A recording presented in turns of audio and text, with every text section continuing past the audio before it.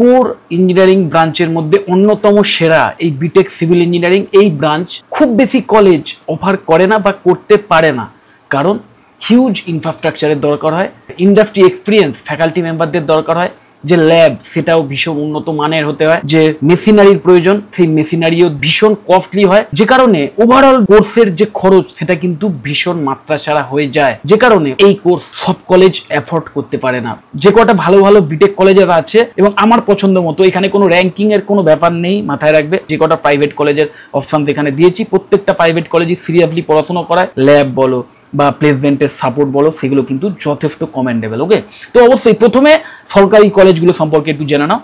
একদম প্রথমেই যে কলেজটার নাম আসছে অবশ্যই এবং অবশ্যই যাদবপুর ইউনিভার্সিটি, তারপরেই যে কলেজটার নাম আসছে আইআইইএফটি, তারপরেই জেজিইসি, তারপরেই যে কলেজটি আসছে কুচবিহার গভর্নমেন্ট ইঞ্জিনিয়ারিং কলেজ, তারপরেই যে কলেজটি আসছে Ramakrishna Mahato government engineering college পুরুলিয়ায় অবস্থিত, তারপরেই জিকেসিআইইটি মালদায় অবস্থিত কলেজটি। তো চলো এবার প্রাইভেট যে ইঞ্জিনিয়ারিং কলেজগুলো সিভিল ইঞ্জিনিয়ারিং ব্রাঞ্চ অফার করে সেই কলেজগুলো নিয়ে আলোচনা করি। প্রথমেই